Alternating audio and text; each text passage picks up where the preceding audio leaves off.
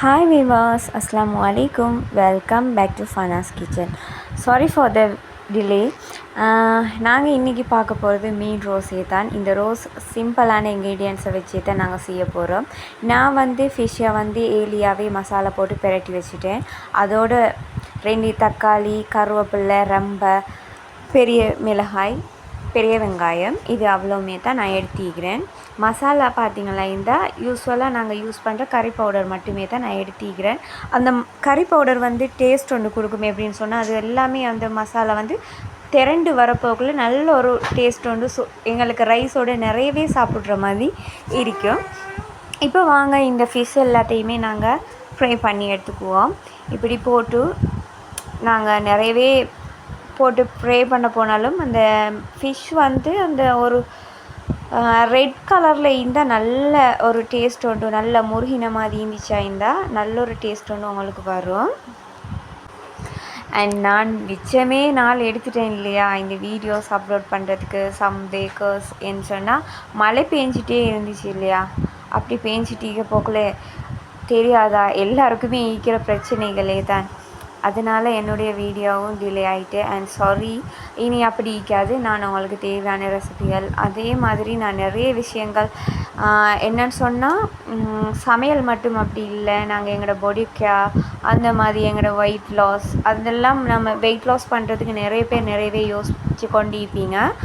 அதுக்கு எல்லாமே நிறைய ஈக்கிற அப்படின்னு சொன்னால் நேச்சுரல் ப்ராடக்டே ஈக்கிற நான் அதையுமே அடுத்தடுத்த வீடியோஸ் எல்லாம் அப்லோட் பண்ணுறேன். இந்த மாதிரி எல்லா ஃபிஷ்ஷையும் ஃப்ரை பண்ணி எடுத்துக்கோங்க. நான் இந்த ஃபிஷ்ஷுக்கு பார்த்திங்களா இந்த எங்களோட நார்மலான கறி பவுடர் அதோடு சேர்த்து ஒரு லெமன், சால்ட் அவ்வளோமே தான் மிக்ஸ் பண்ணி நான் பிரட்டி வச்சுருந்தேன். அதுவே நல்ல ஒரு டேஸ்ட் கொடுக்கும். இப்போ பார்த்திங்களா இந்த நான் எல்லாத்தையுமே ஃப்ரை பண்ணி எடுத்துட்டேன்.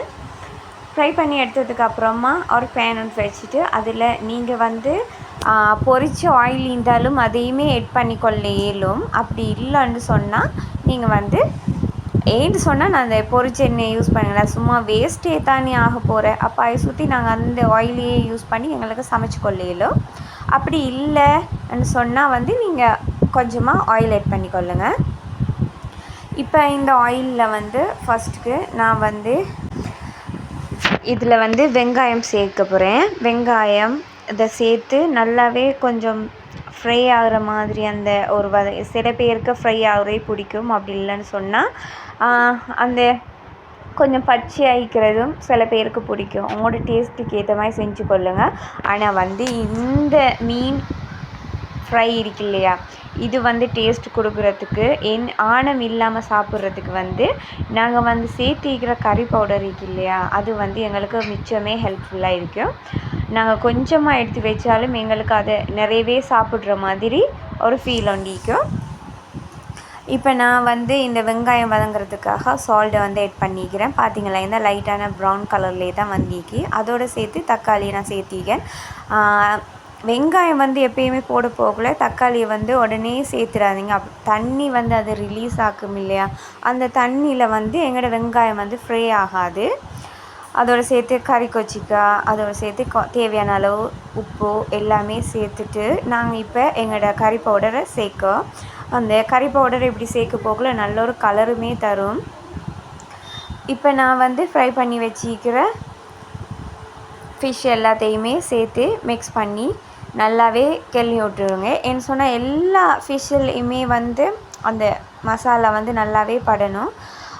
இப்போ பார்த்திங்களா இந்த உண்மைக்குமே நீங்கள் இதை ட்ரை பண்ணி பாருங்கள். ரொம்பவே டேஸ்ட்டாகவும் மீக்கும். அதே மாதிரி நிறையவே உங்களோட வீட்டில் இருக்கிற குட்டீஸ்களுமே விரும்பி சாப்பிடும். அண்ட் தேங்க்யூ ஃபார் யுவர் வாட்சிங். அண்ட் இப்படியே தான் எங்களுடைய ஃபைனல் லுக் இருந்துச்சு. அண்ட் செம்ம டேஸ்டியாக இருந்துச்சு. மறக்காமல் என்னுடைய சேனலை சப்ஸ்கிரைப் பண்ணுங்கள்.